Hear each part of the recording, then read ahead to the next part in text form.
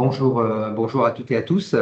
Voilà, merci de vous être connectés pour cet Art Café dans le cadre du mois sans tabac. Donc, je me présente, je suis Olivier François, je suis le directeur régional d'Arca Sud.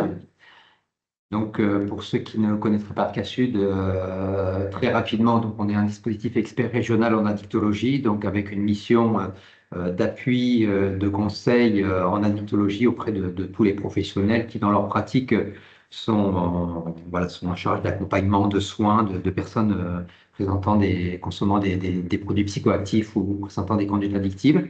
Et puis, une mission de coordination des parcours de santé en addictologie. Donc ça, c'est l'émission principale d'Arca Sud. Et depuis le début de l'année 2025, l'ARS nous a confié la mission spécifique d'appui, de coordination des lieux de santé sans tabac. Voilà. Donc c'est dans ce cadre-là qu'aujourd'hui on a construit cet Art Café pour vous parler un peu de cette mission. Donc, on a nos deux actrices du secteur lieu de santé sans tabac, Victoria et Manon, qui seront là, donc qui vous feront la présentation.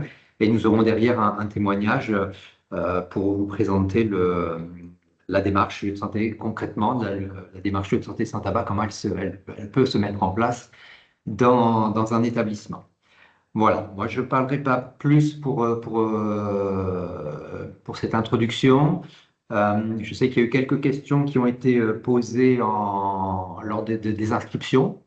Vous avez toujours la possibilité de poser vos questions dans le chat et on essaiera d'y répondre. Alors, soit les questions seront répondues dans le cadre de la présentation, sinon on essaiera d'avoir un temps sur le dernier quart d'heure, les dernières 20 minutes, pour peut-être échanger et répondre à vos questions.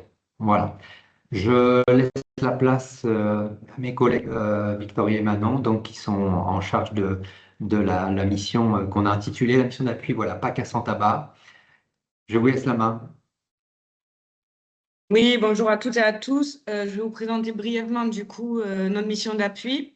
Donc, elle est composée de 3 personnes. Il y a une chargée de mission, Manon Bat, une chargée de communication qui est en cours de recrutement et une coordinatrice de projet, moi-même du coup. Voilà, donc pour rappel, c'est le RESPAD qui est acteur historique de la démarche des lieux de santé sans tabac et qui assure du coup la coordination nationale. Et nous, on a vraiment pour rôle de décliner au niveau régional ce qui se passe au niveau national afin de permettre un accompagnement plus à proximité des établissements de santé.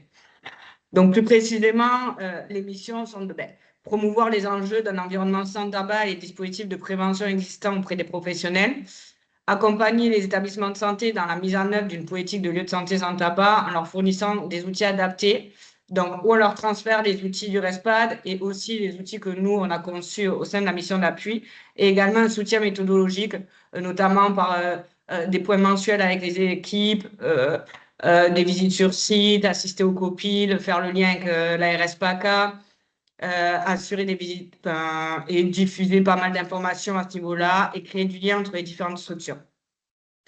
Et il y a aussi un rôle du coup de renforcer toute la signalétique et la communication autour du dispositif lieu de santé sans tabac pour garantir une meilleure visibilité et appropriation de cette dernière par l'ensemble des acteurs et renforcer l'adhésion et le soutien à la stratégie lieu de santé sans tabac au niveau régional avec la création d'un réseau de pairs.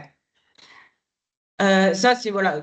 Donc, je vous fais de manière assez brève pour après laisser la parole du coup à Dr Boulat sur sa présentation. Je vais juste vous laisser maintenant vous présenter les objectifs qui nous ont été donnés par l'ARS PACA. Oui.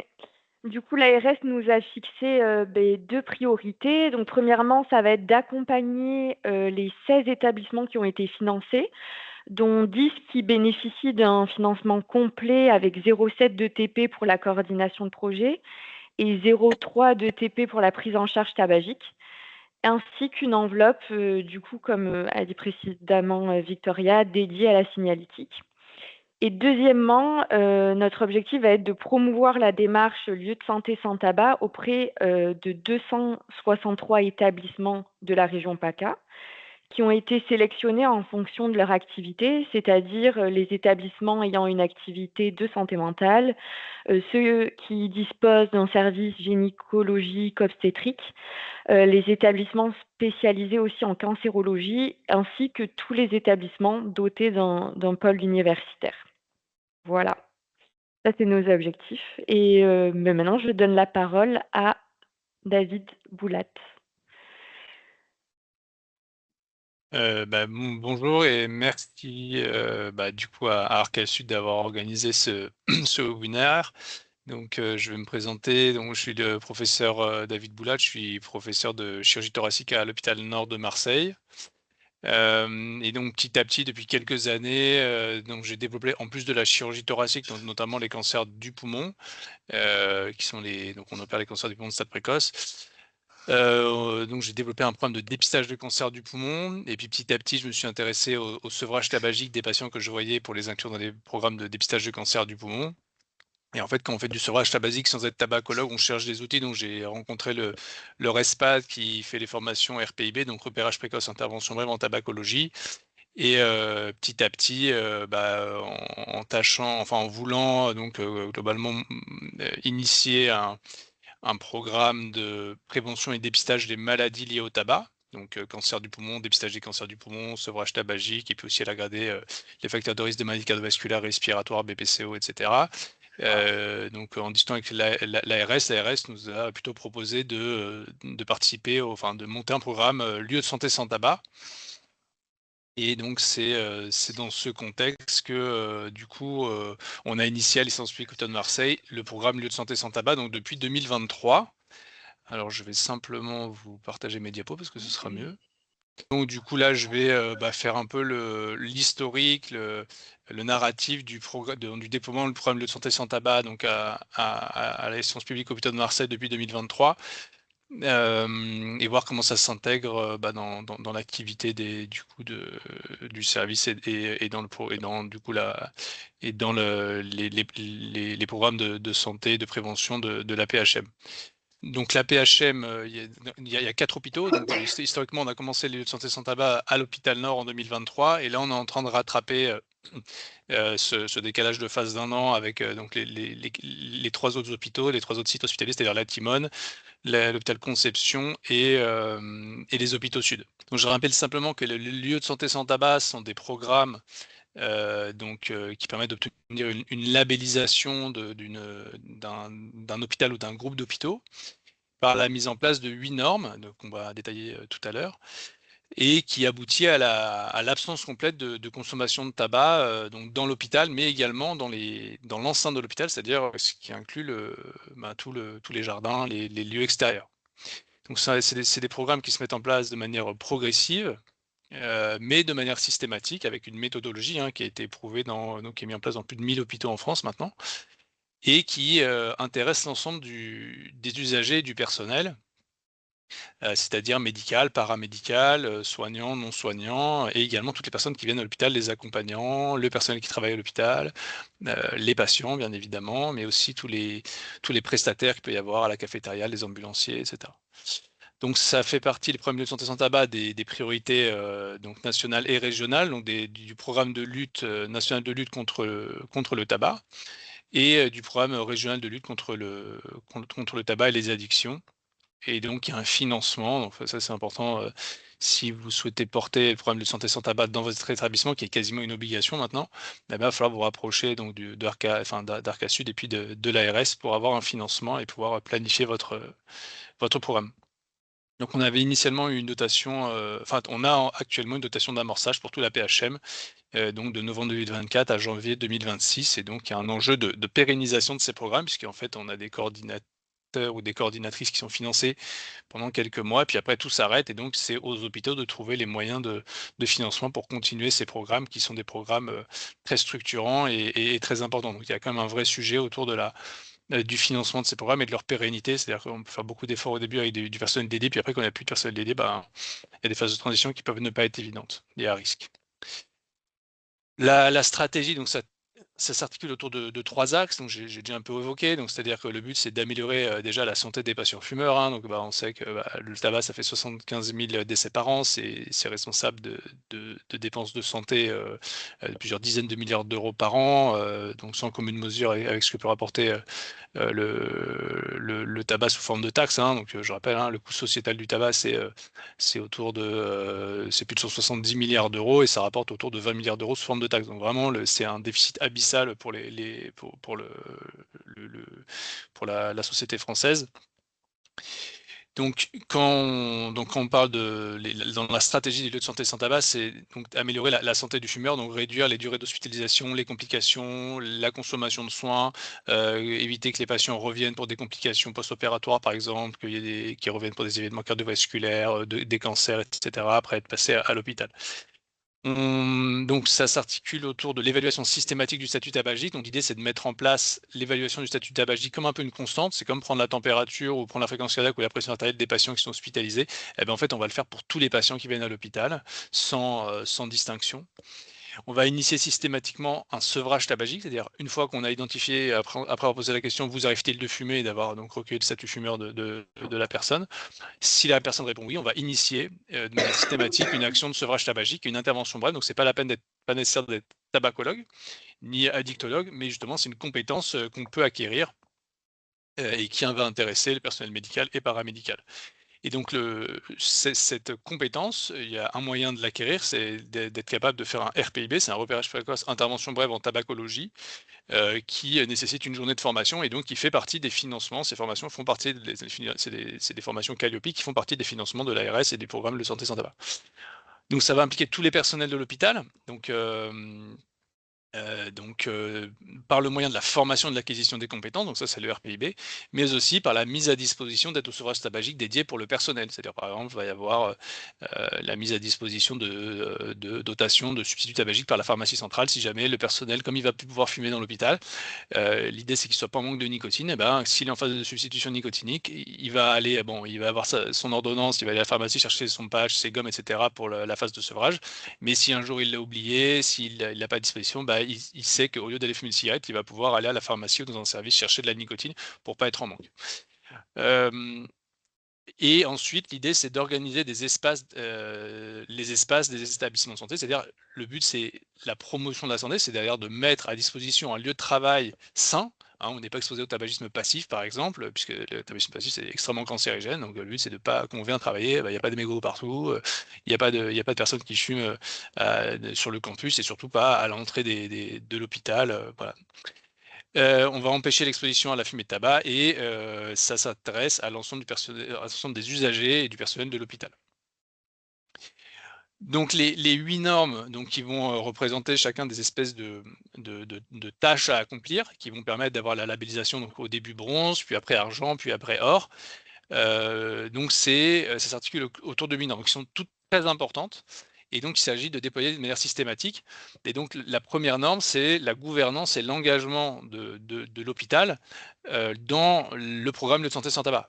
Donc, c'est impossible de déployer un programme lieu de santé sans tabac si la direction générale ne vous aide pas. C'est impossible. C'est-à-dire que vous allez lutter contre vraiment, vous allez vous heurter à un mur et ça ne fonctionnera pas. Donc, la première étape, c'est de mettre en place un comité de pilotage central. Et donc, par exemple, à la PHM, il y a 4 hôpitaux. Donc, il y a un comité de pilotage central qui se réunit au moins 2 fois par an à la direction générale, donc avec la numéro 2 de la PHM qui est la secrétaire générale de la PHM, et un représentant de la CME, donc qui est moi-même, et donc qui pilotons de matière centrale le problème de santé sans tabac. Ensuite, il y a des déclinaisons dans les hôpitaux, dans des comités de pilotage locaux pour décliner de manière locale l'ensemble des 8 normes. C'est extrêmement important puisque quasiment l'ensemble des directions des hôpitaux sont intéressées par le programme de santé sans tabac. C'est la direction de la communication, la direction médicale, la direction des ressources humaines, puisqu'on va modifier les contrats de travail et le règlement intérieur. Vous avez donc la direction juridique, vous avez les directions des affaires médicales, puisque vous allez mettre en place par exemple des CO-testeurs, etc. Enfin, vous avez voilà, tout ce qui est la qualité des soins, vous avez la pharmacie, voilà. Donc vraiment, vous avez aussi tout ce qui est le matériel, etc., puisqu'il va falloir faire des lieux de tolérance, etc. Donc il y a vraiment toutes les directions qui sont impliquées, donc elles sont représentées au comité de pilotage. Ensuite, il y a la communication. Donc l'idée, ça va être à la fois d'éduquer le personnel de santé et les usagers, et à la fois de faire en sorte que ça se voit. Donc donc dans l'environnement réel, c'est-à-dire avec des affichages, donc ils font des affichages sur, donc autour de l'enceinte de l'hôpital. Et donc là, par exemple, à la PHM, le mois dernier, on a déployé des affichages très visibles à l'entrée de la Timone, à l'entrée de l'hôpital Nord, à l'entrée de la Conception et bientôt aux hôpitaux aussi. Donc ça se voit, il y a écrit zéro tabac à l'hôpital, je viens travailler à l'hôpital, enfin, voilà, il y a plus de tabac à l'hôpital, etc. Donc c'est très visible à l'extérieur. Et après, petit à petit, il va y avoir des affiches à l'intérieur, dans les lieux communs et jusque dans les chambres. Voilà. Il y a aussi tout l'environnement numérique, donc il y a des lettres, qui sont envoyées, les news hebdomadaires par exemple. Donc il y a l'hôpital, la PHM s'engage dans le programme de santé sans tabac. Il y a sur intranet, voilà, donc il y a énormément de communication qui est faite en plus. Il y a par exemple l'enquête T2B, donc l'enquête tabagisme en blouse blanche qui est faite la première année, qui a été faite à instance publique, qu'on a fait l'année dernière et qu'on refera l'année prochaine pour voir l'état de connaissance au niveau des usagers et au niveau du personnel de l'hôpital. Voilà, par exemple, comment est-ce que on perçoit quelqu'un qui a une blouse blanche et qui va fumer devant l'hôpital. En fait, ça donne une très mauvaise image de la qualité des soins. Est-ce que, par exemple, quel est le degré d'engagement ou de volonté de monter en compétence sur le sevrage tabagique du personnel? Et donc, on se rend compte qu'en fait, le personnel veut participer au sevrage tabagique et qu'il est demandeur de formation, que les patients, en même temps, ils sont en demande, même les patients fumeurs sont en demande, 80% des patients fumeurs sont en demande d'une action de sevrage tabagique de la part du personnel soignant. Et donc, du coup, ça permet de mesurer tout ça. Et donc, ça fait partie de la communication. Ensuite, il y a la formation. Donc la formation initiale et continue, donc ça c'est vraiment disons la clé de voûte du déploiement des lieux de santé sans tabac, c'est la formation, la formation, la formation. On éduque à comprendre comment fonctionne l'addiction à la nicotine, qu'est-ce qui est toxique dans la fumée de tabac, c'est la combustion, voilà, comment on aborde un patient fumeur, comment on fait un RPIB. Un RPIB, c'est vraiment une compétence. Alors, vous apprenez vraiment à faire une intervention sans culpabiliser les personnes, qui est d'inspiration, des entretiens motivationnels. Donc vraiment, ça vous fait modifier votre manière de vous adresser aux patients pour les aider à aller vers un sevrage tabagique sans les culpabiliser, etc. Et donc ça, c'est vraiment hyper important, la formation. Et donc ça permet de se former. Il y a plusieurs formats, hein. Donc il y a les formations en présentiel. Il y a 3 types de formations en présentiel, donc qui sont financées par l'ARS et donc mis en place par Arca Sud et qui sont formatées par le RESPAD. Donc il y a les formations de base, c'est la formation RPIB, donc repérage précoce intervention valide, c'est une journée. Donc c'est nous par exemple, on les fait tous les vendredis à l'hôpital Nord. Maintenant, on commence à en faire 2 par semaine et c'est en train d'être mis en place à la Timone et à la Conception et aux hôpitaux Sud. Donc c'est de 9h à 16h. Et vous avez une partie théorique le matin, une partie de pratique l'après-midi. Ça vous permet, donc vous êtes, c'est des groupes de 9 à 21 personnes, donc un multiple de 3, pour faire des trios et donc pouvoir s'entraîner à faire du RPIB et puis comprendre tout ce qu'il y a de théorique derrière qui est très important et qui n'est pas complètement instinctif à acquérir. Donc il y a cette formation RPIB donc, qui est faite par des formateurs relais maintenant à la PHM, puisque du coup il y a une autre formation qui est une formation formateur relais. Donc on a formé 40 personnes à l'hôpital Nord, plus de 20 ou 40 personnes à Conception et à la Timone. Donc maintenant, on s'est doté de la capacité d'auto-formation dans la PHM avec des personnes qui sont formateurs relais, soit des médecins, soit des kinés, soit des sages-femmes, soit des infirmiers, des infirmières, des IPA, qui sont formateurs relais. Voilà. Et donc c'est une formation Calliope qui fait partie du programme de soins. Et la troisième type de formation, donc ça, les formations pour devenir formateur relais, c'est des formations de 2 jours. Et ensuite, il y a les formations aux entretiens motivationnels qui sont des formations de 2 jours également. Donc les formations formateur relais, les formations entretiens motivationnels, elles sont beaucoup plus rares. C'est 1 ou 2 fois par an, par établissement, même pas. On le fait surtout au début. Et quasiment toutes les formations, c'est des formations RPIB. Les formations RPIB d'une journée, elles sont aussi, il y a une déclinaison numérique avec du e-learning qui dure 3 heures, voilà, pour du personnel. Donc c'est bien de peut-être faire la formation e-learning, faire la formation en présentiel, puis refaire la formation e-learning. Ça permet vraiment de répéter et puis après de pouvoir pratiquer le RPIB au contact des patients, en consultation, en hospitalisation. Ensuite, il y a l'identification et le diagnostic et le soutien au sevrage tabagique. Donc ça, c'est comment on fait à l'hôpital pour identifier de manière systématique le statut tabagique. Je vous montrerai un exemple après. Donc on a modifié par exemple le DPI, donc sur Axigate. Donc nous, on a un outil qui s'appelle Axigate pour tout ce qui est dossier numérique des patients. Eh bien, maintenant en front s'affiche sur le dossier médical du patient son statut tabagique avec un code couleur: rouge les patients fumeurs, actifs non substitués, vert les patients pas tabagiques du tout, et orange c'est les patients tabagiques substitués en cours de substitution, et les jaunes c'est les patients qui sont plus tabagiques mais qui sont substitués. Donc le but c'est de faire passer des patients rouges à orange, à jaune et puis à vert. Ensuite, on a et donc le soutien au sevrage tabagique, bien évidemment, c'est l'offre de sevrage tabagique. Et donc le but, c'est que toutes les personnes qui rentrent à l'hôpital aient affaire à des personnels formés sur la prise en charge du tabac. Hein. De la même manière que on a du personnel formé sur la prise en charge de la douleur qui est prioritaire, on a du personnel formé sur la prévention et le traitement des infections, les préventions des infections nosocomiales, on a du personnel formé sur la radioprotection, et bien maintenant on a du personnel formé sur l'intervention brève en tabacologie, donc ce qui représente quand même les patients tabagiques, c'est plus de 20 à 30% des patients hospitalisés, et donc c'est vrai, il n'y a pas assez de tabacologues et d'addictologues pour le faire, donc ça devient une compétence de base pour quasiment tout le personnel qui est au contact des patients. Et quand on a des cas difficiles, 10-15% des cas qui sont des cas difficiles, des psychopathologies, des polyaddictions, des patients qu'on n'arrive pas à assurer, là on va faire appel au recours à l'addictologue, au tabacologue, etc. Et donc ce qui est intéressant, c'est que ce qui est démontré, c'est que le sevrage tabagique, il faut un entretien structuré initial en type RPIB, puis ensuite au moins 4 consultations. Organiser les consultations de suivi, donc là, et ça permet d'avoir à peu près 50% de sevrage à 6 mois, qui est le standard, par rapport à si on ne fait rien, c'est moins de 5% de sevrage à 1 an. Donc si vous arrivez à mettre en place un RPIB et avoir 4 consultations de suivi, en fait, vous allez réussir à sevrer vos patients dans 50% des cas, ce qui est vraiment top. Et quand vous êtes dans un environnement en fait où tout le monde est formé, le patient qui a un parcours de soins, qui va avoir plusieurs professionnels de santé dans son parcours de soins, en fait, il va avoir automatiquement ces quatre consultations. Il vient voir le pneumologue, ensuite il voit le chirurgien, ensuite il voit l'anesthésiste, ensuite il est hospitalisé. En fait, il voit plusieurs professionnels. À chaque fois, si on fait le RPIB, le patient a son suivi de manière automatique. Donc ensuite, on va travailler dans un environnement sans tabac, comme je l'ai dit tout à l'heure, dans un lieu de travail sain.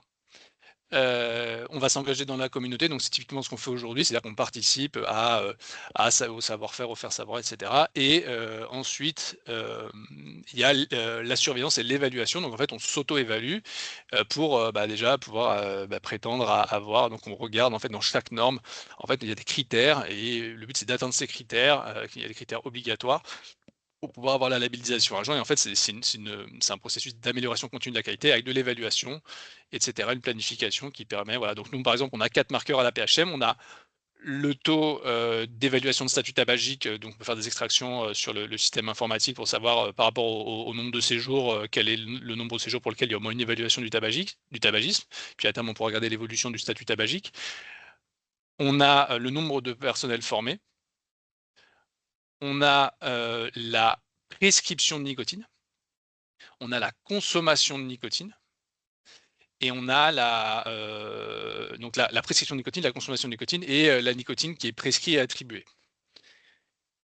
Et donc le but, c'est comme pour la lutte contre les infections nosocomiales, le but c'est d'avoir, c'est comme pour les infections nosocomiales, on mesure le volume de soluté hydroalcoolique qui est consommé dans l'institution. Là, on va mesurer la quantité de nicotine qui est consommée.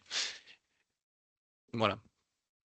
Donc là, c'est un diagramme un peu imbuvable, mais vous voyez, donc dans le lieu de santé sans tabac, il y a la direction générale, donc il y a de la concertation. Donc vous voyez qu'en fait, le programme va être présenté à toutes les instances, à la commission médicale d'établissement, au comité social et économique, à la commission des relations avec les usagers, à la commission des soins, au comité éthique. Voilà, donc en fait, on passe notre temps à décliner, à présenter le programme de santé sans tabac pour qu'il y ait une adhésion, une acculturation.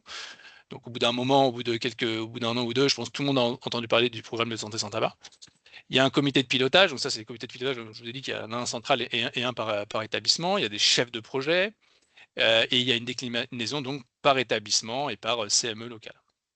Et ensuite, la mise en œuvre dans le parcours de soins. Donc, petit à petit, ça apparaît dans le livret d'accueil. Vous allez dans un hôpital sans tabac, vous n'aurez pas le droit de fumer à l'hôpital. On va évaluer votre statut tabagique.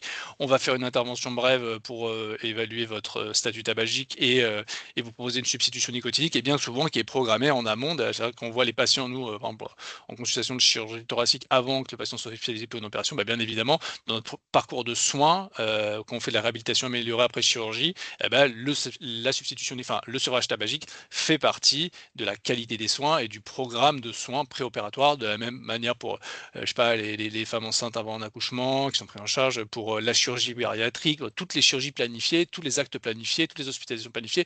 Les patients, on commence la démarche de sevrage tabagique en amont, on la continue à l'hôpital et on tâche de la continuer après. Voilà, donc bon, voilà, donc il y a une déclinaison par site, donc voilà, avec des dotations qui sont à peu près de l'ordre de 75 000 € par centre. Donc il y a Nord, Timone et Sud Conception qui sont considérés la même entité pour ce programme. Donc il y a des points d'étape, donc là c'est juste pour bon voilà, dire ce qui se fait. Donc là par exemple à l'hôpital Nord, donc il y a eu des copiles locaux, donc on a fait 5 comités de pilotage. Ouais, les comités de pilotage locaux, ils sont un peu plus fréquents que les comités centraux. Le dernier, nous, effectivement, on a fait un début octobre avant le mois sans tabac actuellement. Les formations RPIB, donc vous voyez, on les planifie. Donc il y a eu en novembre, 2 en novembre, en décembre, il y en a eu 2. Et puis du coup, là, on a planifié il y a eu plus de 25 sessions en 2020, depuis 2024. Donc depuis qu'on a commencé. Il y a des formations en entretien motivationnel, donc ça, c'est des formations qui sont plus rares. Et donc, il y en aura une à la fin de l'année. Ça se décline, voilà, donc là, c'est depuis moins d'1 mois hein, qu'on a eu. Donc, vous voyez, on a mis 1 an à planifier, etc. Donc, avec Arcasut, etc. Donc, le déploiement de la signalétique visuelle. Donc là, il y a plus de 30 affiches qui ont été déployées à l'hôpital Nord. Donc là, depuis cette année, donc on a embarqué la Timone. Donc là, en septembre, il y a eu 20 formateurs relais qui ont été formés. Donc là, on en est au moment où on va planifier les formations au RPIB des personnels de la Timone pour que le personnel de la Timone puisse être formé. Et donc le but, c'est de former plus de 200 ou 300 ou 400 agents en 2026 à la Timone. Médecins, infirmiers, sages-femmes, kinés, etc. Donc on a des retours des participants, je trouve que c'est riche en connaissances théoriques, il y a une bonne dynamique de groupe, ça augmente la légitimité pour poser la question aux patients, est-ce qu'il leur arrive de fumer et de réaliser des ordonnances de traitement de nicotinique de substitution. Donc je vous rappelle que légalement, ont le droit de prescrire de la nicotine les médecins, les IDE, les sages-femmes, les kinés, les dentistes, les médecins du travail. Donc le but, c'est la cible de formation, c'est ces personnels-là. Mais bien évidemment, il y a des formations donc, qui durent moins d'une journée, qui durent 3 heures. Je n'en avais pas parlé tout à l'heure. On forme aussi tout le personnel non médical au RPIB. Donc c'est des formations de 3 heures pour les logisticiens, pour toutes les personnes qui n'ont pas le droit de prescrire la nicotine. Donc voilà, là c'est à la conception. Vous voyez que donc il y a une plaque et puis il y a le déploiement de la signalétique qui a été fait cette semaine, je crois, à la conception. Donc vous voyez, donc je vous disais tout à l'heure, on modifie l'environnement numérique. Donc là apparaît, pardon, je suis désolé, j'ai laissé le nom du patient, mais apparaît, vous voyez entouré en vert. Donc en fait, dans la checklist d'entrée, on peut saisir le statut tabagique qui ensuite apparaît au niveau du DPI. Et donc là, ce patient, c'est un patient qui est non-fumeur depuis longtemps ou alors qui n'a jamais fumé. Et donc, on a la déclinaison de couleurs. Donc, on a créé ça donc, avec la direction des services numériques. Vous voyez, donc à gauche, c'est les personnes qui sont fumeuses actives. En orange, c'est les patients qui sont fumeuses actives mais qui sont substituées. Donc, c'est-à-dire qu'il faut juste adapter les doses de nicotine, refaire de l'entretien motivationnel. Là, donc, on est encore en phase d'ajustement. Les patients en jaune, c'est les patients il n'y a plus de tabac, mais par contre, ils sont encore en phase de substitution nicotinique qui doit durer plusieurs semaines. Et les patients verts, qui sont sortis de cette phase de substitution. Là, c'est pour vous montrer que sur le logiciel pharma de prescription, on a ouvert la substitution nicotinique, la prescription aux IDE. Donc là, les IDE, les IPA peuvent prescrire de la nicotine. Et donc, elles peuvent faire le RPB. Pas la peine d'aller voir l'interne ou le médecin. Elles peuvent faire la prescription elles-mêmes.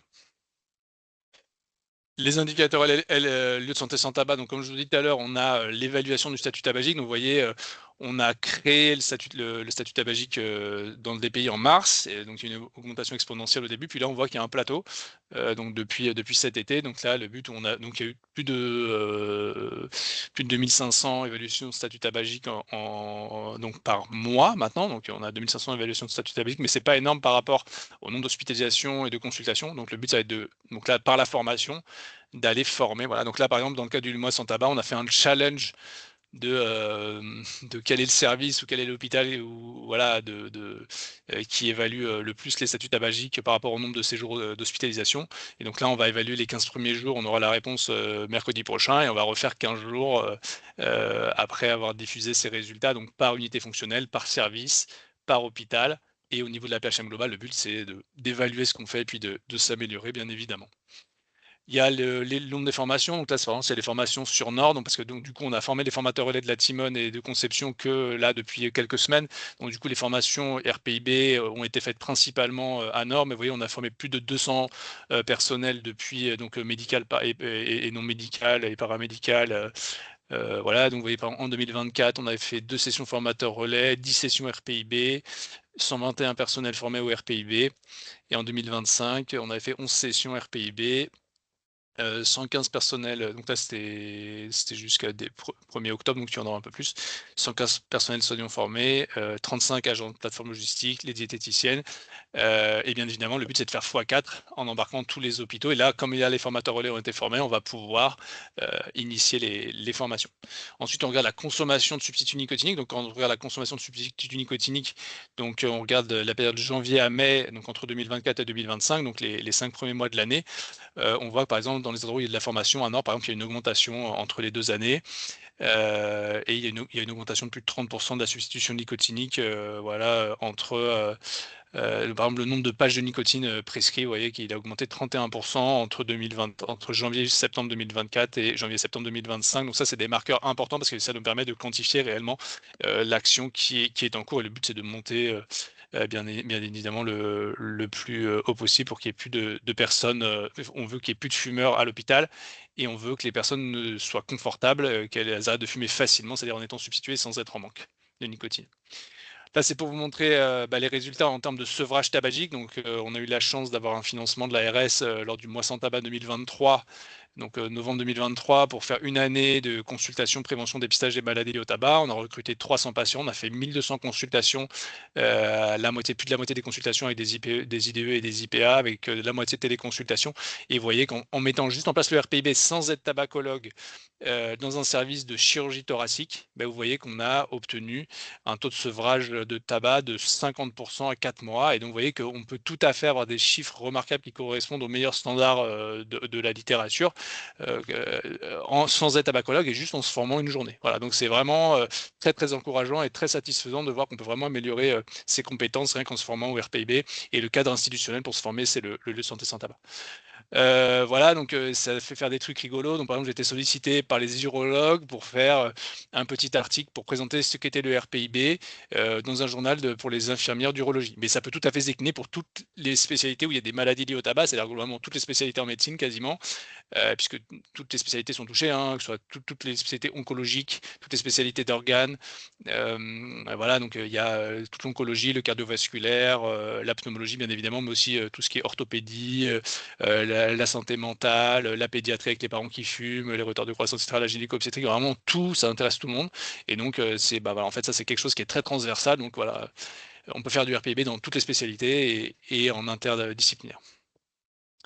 Le projet donc en cours, donc on va finaliser le déploiement de la signalétique. Là, donc ça, par exemple, c'est une conclusion de comité de pilotage.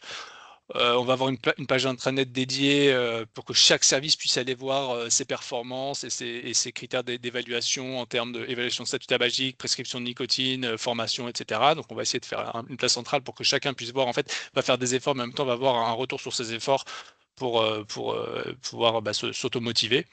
On va modifier le livret d'accueil, dématérialiser, on va intégrer le programme LSST donc, avec les services RH donc, dans les contrats de travail et avec une obligation de formation, un engagement à la formation et au respect du lieu de santé sans tabac de tous les nouveaux agents qui vont être recrutés. On va modifier le contrat de travail. On envoie des lettres aux prestataires en disant que aux ambulanciers, etc., on disait voilà, c'est plus possible de fumer à l'hôpital, donc arrêtez de fumer quand vous amenez vos patients. Et en même temps, si vous voulez, on peut vous aider quand vous attendez, on peut vous faire une intervention brève en tabacologie pour vous aider à arrêter de fumer. Et on va modifier le règlement intérieur, mais ça, c'est des modifications qui sont tous les 3-4 ans. Voilà, donc en conclusion, le problème de santé sans tabac, c'est quelque chose qui est systématique et progressif. Il n'y a aucun doute sur la faisabilité. Voilà, il faut juste avoir envie de le faire, se rapprocher du RESPAD, d'Arca Sud et de l'ARS, mais il n'y a pas de doute sur la faisabilité. Il faut avoir aucun doute. C'est légitime, c'est hyper attendu de la part des professionnels qui travaillent à l'hôpital, de la part des patients. Voilà, c'est vraiment, vous avez toute légitimité à le faire et c'est un attendu. C'est une priorité nationale, ça permet de faire des partenariats structurants entre les soignants, les directions, les usagers, donc c'est vraiment, on fait monter tout le monde en compétences, donc c'est hyper satisfaisant, je pense pour tout le monde, qui vient à l'hôpital et qui travaille. Ça nous fait travailler dans un lieu de travail, sain. La faisabilité donc est certaine avec la méthodologie du RESPAD, et il faut se rapprocher de l'ARS et de Arca Sud et du RESPAD, voilà, et je vous remercie de votre attention. Merci, professeur Boulat, pour cette présentation. Voilà, rapide, mais c'est vrai que le temps est compté, mais on est bien dans le bon timing. Voilà, peut-être un petit mot global, peut-être avant de laisser la parole à Marie Dubois qui représente l'ARS. Voilà, Marie, si vous voulez prendre la parole, je vous laisserai la parole dans 2 minutes. Je pense qu'il y a une chose que vous avez évoquée en tout début de présentation. Et moi, souvent, que je mets aussi en avant, on est bien sur la promotion de la santé versus lutte contre les fumeurs, hein. Voilà, donc je pense que c'est vraiment en élément de langage, en communication, que ce soit auprès des patients, auprès du personnel, auprès de toute personne qui gravite autour de l'hôpital, on est bien sur de la promotion de la santé et non pas, parce que je l'ai entendu, et non pas une guerre aux fumeurs.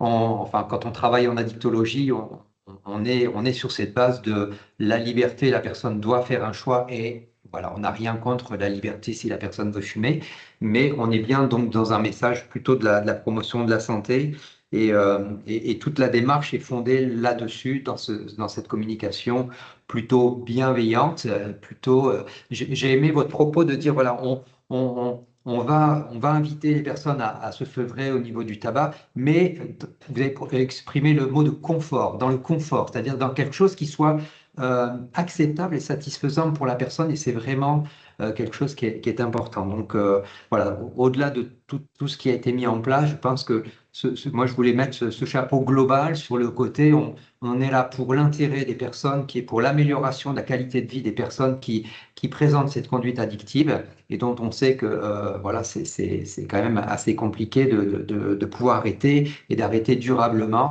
Et là, donc, on rentre dans cette démarche-là. Voilà, avant peut-être de passer à quelques questions, moi j'ai quelques réflexions aussi peut-être à vous proposer, professeur, mais peut-être laisser la parole à Marie Dubois, Marie, si vous voulez prendre la parole pour dire quelque chose autour du soutien et de l'engagement de l'ARS sur ce projet lieu de santé sans tabac. Pas de souci, merci. Bonjour à toutes et à tous. Je ne vais pas prendre la parole longtemps du coup pour laisser place aux questions et au temps d'échange qui va suivre. Juste quelques petits mots parce que c'est un sujet qui nous tient particulièrement à cœur à Sophie Monteil et moi, qui sommes les pilotes de cette thématique au sein de la DSPE, donc la Direction de la santé publique et environnementale de la RSPACA. On sait que le tabac, ça reste la première cause de mortalité évitable en France. On sait également que notre région PACA, elle n'est pas épargnée, au contraire. Et ces chiffres-là nous montrent que c'est important de poursuivre nos efforts pour protéger les patients, les professionnels, les visiteurs, et qu'il est primordial de faire des lieux de soins des espaces exemplaires, comme le professeur Boulat l'a expliqué tout à l'heure. La RSPACA se mobilise forcément sur cette question. Vous avez peut-être vu passer, et du coup, via le LSST, là aussi, qui a été présenté, un appel à projet qui a été lancé ces derniers mois, avec 17 dossiers acceptés et financés, qui couvrent 26 lieux de soins différents, en plus des 6 lieux de santé sans tabac, encore en cours de déploiement, qui ont été financés via l'appel à projet 2024. Donc, c'est vraiment une dynamique régionale forte et on doit continuer à tous se mobiliser justement tout au long de l'année pour réduire le tabagisme et ses conséquences. Je tiens à saluer du coup le rôle essentiel d'Arca Sud dans l'accompagnement des équipes et le partage des bonnes pratiques.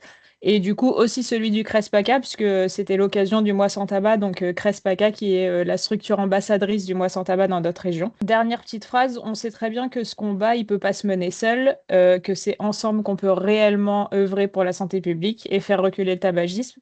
Votre présence d'ailleurs à cette Arca Café montre que du coup cette thématique nous mobilise tous.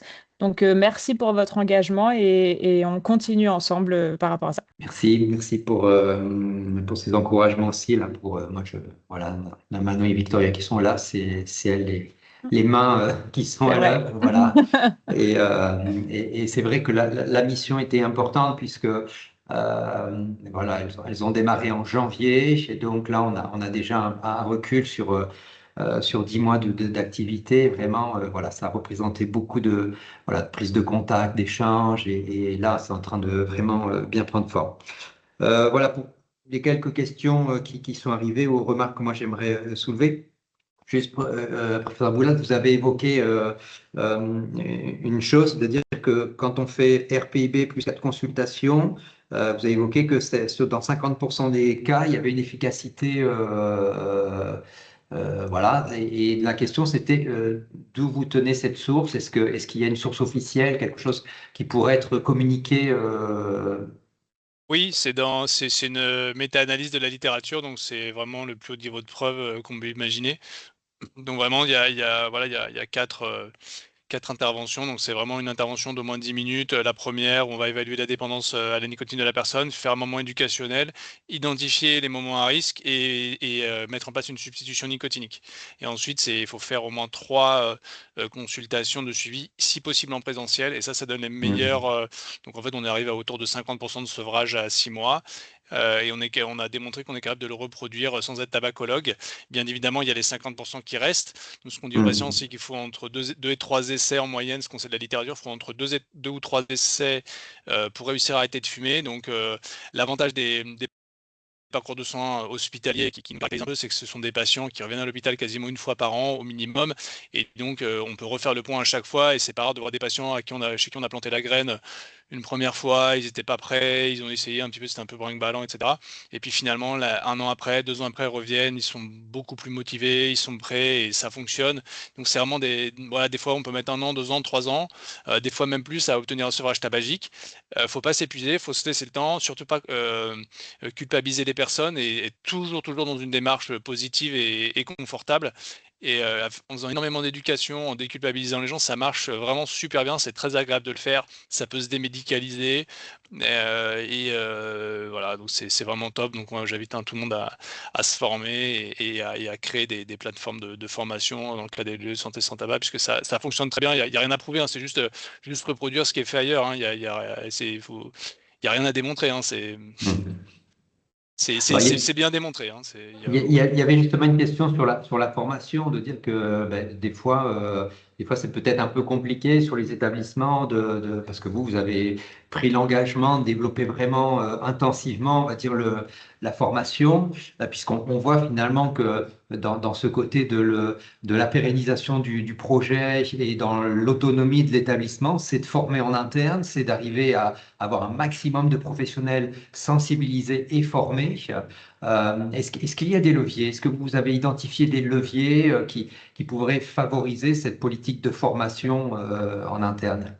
Les leviers, c'est déjà de s'inscrire dans des démarches de santé sans tabac, parce que c'est forcément une démarche institutionnelle et il y a besoin de l'implication de la direction générale. Pourquoi? Parce qu'il y a besoin de l'implication de l'encadrement supérieur et il y a besoin de l'aide, il y a besoin de l'implication de l'encadrement supérieur pour tout ce qui est personnel paramédical et il y a besoin de l'implication de la commission médicale d'établissement, évidemment, puisque c'est les top médecins et les top cadres des infirmières, infirmières, kinés, sages-femmes, etc., qui vont ensuite aller dire favoriser, disons, la formation en termes un peu prioritaires sur ce sujet-là. Alors, il y a bien évidemment, il y a plein de formations, mais on intègre, nous, ce qu'on fait, c'est qu'on ne dit pas, voilà, il faut se former dans le mois qui vient, on dit, il faut se former d'ici 1, 2, 3 ans, dans la mesure de ce qui est faisable, etc., sans mettre les équipes en tension. Mais en fait, le bénéfice pour les patients et la qualité des soins est tel que c'est quelque chose c'est comme si on prend pas en charge, je sais pas, des patients qui ont 250 de tension, bah, en fait, quelqu'un qui fume, c'est comme s'il avait 250 de tension. Donc du coup, forcément, bah, il y a une mauvaise qualité des soins puisque les patients restent plus longtemps hospitalisés, il y a plus d'événements de santé, d'infections, de retard de cicatrisation, de réhospitalisation, d'anxiété, les patients qui sont en manque, etc. Enfin, déjà, l'absence de prise en charge des patients addicts à la nicotine à l'hôpital. Un, ils s'intoxiquent avec la fumée de tabac. Deux, ils sont en manque. Et donc, c'est vraiment une catastrophe pour la qualité des soins. Et donc, ça, c'est démontré. Je sais pas, en urologie, en chirurgie thoracique, en chirurgie vasculaire, etc. Les patients qui continuent à fumer, c'est des très, très mauvais résultats en termes de qualité des soins. Et donc, du coup, la formation à ce que les personnes puissent arrêter de fumer sans être en manque et pas s'exposer à la fumée de tabac, c'est une priorité dans la qualité des soins. Donc, il y a un autre levier, c'est que la lutte, enfin, l'engagement dans les lieux de santé sans tabac et dans la formation des personnels, ça soit quelque chose de validant, de certifiant avec les certifications HAS. Donc ça, par exemple, c'est quelque chose qui peut se réfléchir aussi. On voit l'énergie qui est mise lors des certifications HAS par tout le monde pour la qualité des soins, etc. C'est sûr que si ça devient certifié au niveau de la HAS, ça va permettre de changer la donne. Et voilà, donc c'est des leviers importants. Donc c'est l'implication de la direction et éventuellement que ce soit certifiant. Et voilà, donc ça c'est. Bien sûr. Merci. Une question un petit peu pointue là que je ne maîtrise pas, mais voilà, je vous la pose.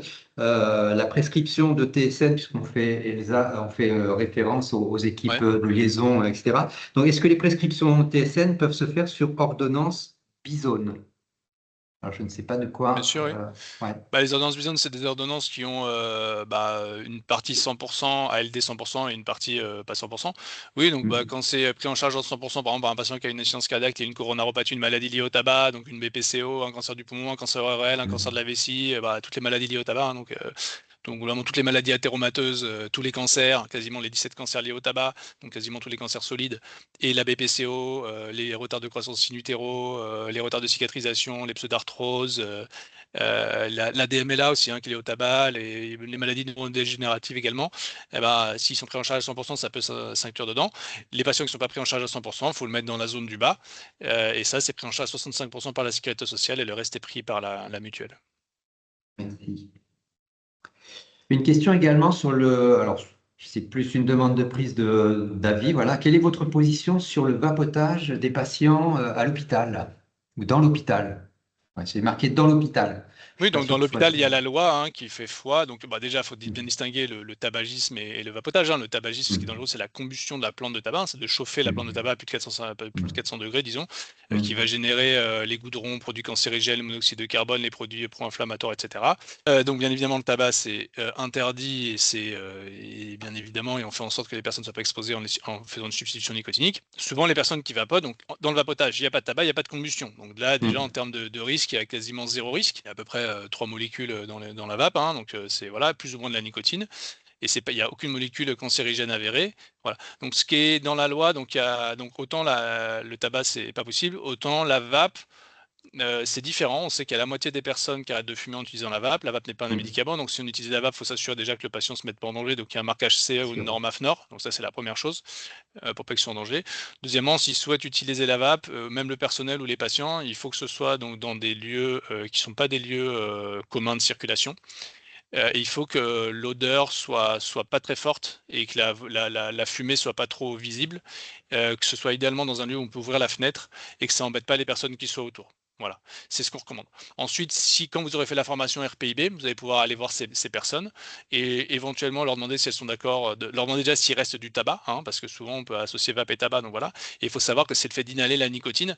La nicotine n'est pas dangereuse, mais le fait d'inhaler la nicotine, soit sous forme de tabac, soit sous forme de vape, c'est le fait d'inhaler la nicotine qui entretient la dépendance physique à la nicotine et qui entraîne un syndrome de manque si on n'en a pas et qui oblige les personnes à continuer à se recharger en nicotine. Donc du coup, il faut déjà être sûr qu'il n'y ait plus de tabac, parce que s'il y a du tabac, du coup, on est dans un RPIB et tabacologie, et on va proposer d'améliorer la substitution nicotinique. Et ensuite, si la personne a de la vape, on peut lui proposer de mesurer sa dépendance à la nicotine, hein, avec les mêmes outils qu'on fait dans le RPIB. Hein, c'est le test de Fagerström en deux questions. Quel est le délai entre le lever et la première bouffée, et quelle est la quantité de nicotine que vous consommez par jour, en calculant en fonction, c'est des cigarettes industrielles, roulées, ici il y a du cannabis, etc. Et ensuite, on peut proposer une substitution nicotinique si la personne le souhaite, si elle voit des bénéfices à modifier sa consommation de vapoter, si elle a envie, et puis dire qu'elle commencera quand elle veut, et qu'il n'y a pas de problème, quoi. Voilà. Et donc c'est tout à fait envisageable et toléré, et on a le droit dans la loi de vapoter à l'hôpital. Deux questions que je vais regrouper parce que c'est la même personne qui l'a posée. Donc, une première question, il y aurait peut-être besoin d'une précision. Les sevrages santé SN, je pense que le T a été obligé, sont-ils pris en charge? Alors, je ne sais pas de quoi il peut s'agir exactement.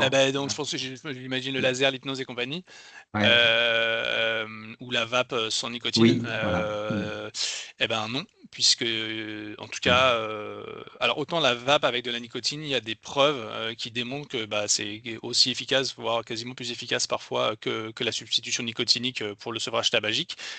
Cependant, le fait d'utiliser une vape avec de la nicotine, ça entretient la dépendance à la nicotine, donc c'est pas forcément souhaitable pour les patients. Et si vous voulez bien les conseiller, vous leur laissez le choix, mais si vous mettez les patchs, c'est à la fois vous êtes plus exposé à la fumée de tabac, avec tous les bénéfices qu'il y a, à la fois vous serez beaucoup moins dépendant à la nicotine, vous serez plus dépendant à la nicotine si vous êtes bien dosé à la bonne dose et suffisamment longtemps.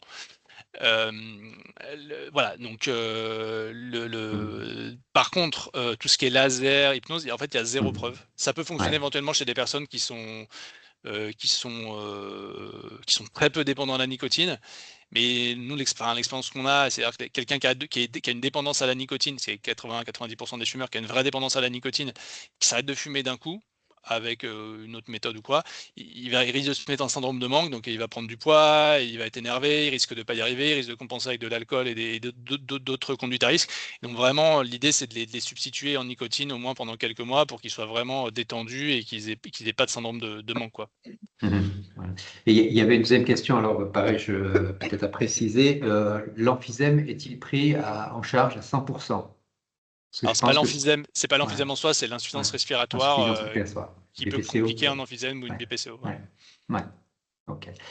Moi, on a fait à peu près le tour des questions. Moi, j'avais quelque chose autour on a parlé de la formation pour impliquer le personnel, mais voilà, on sait qu'il y a aussi un gros travail pour mobiliser le personnel. Donc, peut-être que vous avez identifié des écueils et des leviers. Voilà. Et puis, deuxième question axée sur le personnel aussi, c'est est-ce que vous avez pu mesurer le personnel soignant ou non soignant, enfin voilà, l'ensemble du personnel fumeur, voire des demandes de sevrage, des demandes d'accompagnement, de soutien. Voilà, est-ce que vous avez un retour là-dessus? Donc, les écueils, les leviers, puis peut-être voilà, les personnels qui ont pris conscience d'eux et qui se sont engagés dans le sevrage. Alors, déjà, oui, le fait alors je vais commencer par la deuxième question, c'est-à-dire le fait que le personnel de santé, je pense par exemple au bloc opératoire, on travaille beaucoup avec les IBOD, avec les infirmiers, de bloc opératoire, etc. Et il y a 20% de la population qui fume, 20-30% de la population qui fume, donc forcément, vous avez une personne sur 5, une personne sur 4 qui fume. Et donc, le fait d'en parler, d'expliquer simplement c'est quoi les mécanismes de dépendance à la nicotine, qu'est-ce qui est toxique, de faire verbaliser les bénéfices à modifier. Enfin, on peut faire des interventions bref comme ça si les personnes le souhaitent, hein, on force personne. Et ça engendre des déclics. C'est-à-dire qu'il y a des gens qui ont vraiment, enfin, les 80% des fumeurs ont envie d'arrêter de fumer. Donc, il y a des personnes qui pataugent, il y a plein de fausses informations sur Internet parce qu'il y a le lobby du tabac qui met plein de distracteurs, qui ne cesse on a plein de fausses croyances de patients qui pensent que la nicotine c'est toxique, que fumer avec un patch c'est pas possible, que le laser ça fonctionne. Enfin, donc du coup, on a toujours affaire à déjà on a une forêt on a de l'éducation à faire et à enlever toutes les fausses croyances pour prendre du temps pour expliquer. Et en fait, ça fonctionne plutôt bien. C'est-à-dire que on a des infirmiers, des infirmiers de bloc opératoire qui arrêtent de fumer, des secrétaires qui arrêtent de fumer, des perfusionnistes qui arrêtent de fumer. Facile, donc on explique comment ça marche. S'ils le souhaitent, ils peuvent être pris en charge dans le cadre des soins. Sinon, on le fait un peu en off comme ça, on peut faire une ordonnance et puis ils voient, oui, voir avec le médecin traitant. Ils essayent, puis comme c'est des personnes qu'on voit régulièrement, voilà, ils nous en parlent s'ils ont envie, ils nous en parlent pas s'ils n'ont pas envie. Le fait d'avoir à disposition du personnel formé, infirmiers, etc., ça va aider tout, en fait, ça met à disposition des personnes formées qui vont aider à aider les personnes qui le souhaitent à modifier leur consommation de tabac. Et ça, ça. Alors, on l'a pas quantifié, mais ça a possiblement un effet. On verra peut-être un effet dans l'année prochaine quand on refera l'enquête T2B, puisqu'on demande aux personnes si elles sont fumeuses, donc on aura la proportion de fumeurs. Après, sur l'engagement des personnels, bah oui, bien évidemment, c'est le santé sans tabac, c'est une modification de la culture. Et la modification de la culture, on sait que ça peut prendre une génération.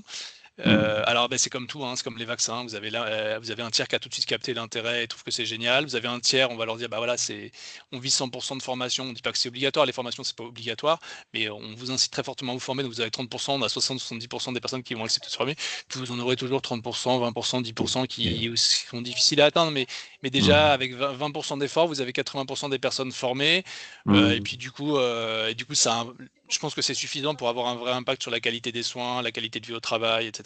Un dernier élément, donc on sait que voilà, il y a une labellisation, une gradation, bronze, argent, or, etc.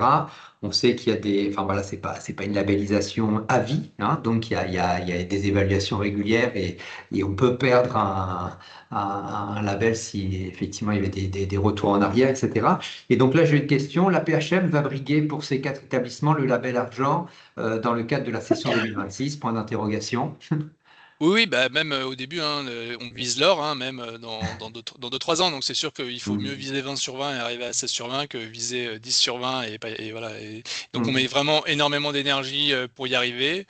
On essaie d'être le plus transversal possible, progressif, de surtout mettre les formations à disposition, la substitution nicotinique, la motivation et tous les côtés positifs de s'engager dans cette... voilà, et ne serait-ce que pour la qualité, parce que c'est vrai que je côtoie, voilà, je viens du monde plutôt des maladies somatiques, des cancers, des insuffisances respiratoires avec la transplantation pulmonaire, etc., les cancers du poumon, je fais beaucoup de chirurgie vasculaire, donc du coup, moi je viens de ce monde-là où on ne sait pas prendre en charge les patients fumeurs, alors qu'en fait on voit des patients victimes du tabac toute la journée. Et à l'inverse, je côtoie un peu du coup le monde de l'addiction. Le monde de l'addiction est très focusé sur l'addiction, c'est parfait, mais il y a vraiment un besoin de partager les compétences, c'est-à-dire à la fois d'intégrer des connaissances minimales sur l'addicto, donc le RPIB, dans toutes les strates des personnes qui font des soins des maladies somatiques, parce que la preuve c'est que ça fonctionne quand on le fait à moyen constant. Et à l'inverse, on a besoin d'acculturer la communauté addicto aux maladies somatiques liées au tabac, parce que c'est pas, l'addiction à la nicotine, la nicotine en soi, c'est pas dangereux. On peut fumer de la vape, ou avoir des patchs ou des pastilles pendant des années, c'est pas grave. Mais par contre, les personnes il faut les dépister pour le cancer du poumon, les fractures cardiovasculaires, les maladies atheromateuses, la BPCO, etc. Et donc ça, c'est un challenge qu'on doit. Donc en fait, le problème de santé sans tabac, c'est un peu comme un trigger, ça vient un peu comme une décharge qui vient allumer un début de programme. Et il faut que ça continue à évoluer dans les deux sens et que ce soit quelque chose qui devienne très très transversal. Et donc c'est pour ça que c'est super structurant. Et votre question, pardon, c'était Est-ce que vous allez briguer, enfin pour les 4 établissements, le oui. label argent Bien d'ici sûr, 2026? on brille le label argent, mais on veut aussi innover, c'est-à-dire que ce qu'on veut, c'est aussi dans le cas, donc il y a un programme prévention et promotion de la santé à la PHM qui est mené par Gabriel Sarlon, professeur Gabriel Sarlon, qui est PUPH de chirurgie vasculaire, de médecine vasculaire à la Timone, pardon. Il y a un programme prévention, et en fait, le but, c'est au-delà de la labellisation, le santé sans tabac, argent, or, etc., qui est très très importante, aussi aller vers tout ce qui est promotion de la santé et prévention, dépistage aussi donc du coup des maladies liées au tabac, puis après on décline sur l'alcool, l'activité physique, l'alimentation et des choses plus spécifiques. Mais c'est pas une fin en soi, c'est très bien de le faire parce qu'on vise l'excellence, mais parce que c'est toujours structurant, mais ça va aller au-delà, notamment avec des indicateurs en termes de je sais pas, de recours aux soins d'urgence. On peut mesurer en fait aussi sur les maladies somatiques, et ça va être ça le but, hein, parce que les gens qui ont des addictions au tabac meurent de maladies liées au tabac, donc ils meurent pas d'addiction à la nicotine, ils meurent de maladies liées au tabac. Donc du coup, Derrière, nous, ce qu'on va aller chercher, c'est les durées d'hospitalisation, la qualité des soins, la réduction des événements cardiovasculaires qui peuvent diminuer très rapidement quand on aide quelqu'un à arrêter de fumer. Donc ça, c'est des choses qu'on va pouvoir mesurer très rapidement. Et donc, voilà, donc c'est juste pour vous dire qu'il y a une vision qui est plus large que le lieu de santé sans tabac simplement, mais que c'est important d'être argent et or. Comme c'est important d'opérer les patients sans qu'il y ait de complications. Voilà, on vise 20 sur 20. Voilà, merci beaucoup. Voilà, on a un petit peu dépassé. Voilà, on veut tenir le timing. Merci professeur Boulat pour ce temps d'échange et de présentation. Merci Merci Manon, à vous. Victoria et Laetitia pour la préparation de cet art café. Je rappelle qu'il y a une bibliographie qui normalement vous a été envoyée. Et puis pour rester informé, n'hésitez pas à aller sur notre site internet, voilà, le tabac et toutes les conduites addictives, de vous abonner à notre newsletter si vous n'y êtes pas déjà encore. Et donc voilà, et pour toute question particulière, n'hésitez pas à contacter nos équipes via notre plateforme téléphonique. Voilà, merci à chacun, à chacune d'avoir participé à cet art café dans le cadre du mois sans tabac. Et encore bravo voilà, pour la PHM, pour tout le travail qui a été fait et qui nous sert aussi de levier pour témoigner pour encourager d'autres établissements à s'engager dans la démarche. Je voulais remercier aussi Marie Dubois d'avoir participé à cet art café pour représenter l'ARS. Je vous souhaite une très bonne journée, en tout cas bon après-midi et à très bientôt, peut-être. Merci beaucoup. Merci. Merci beaucoup. Merci, au revoir. Merci, revoir. au Au revoir. revoir.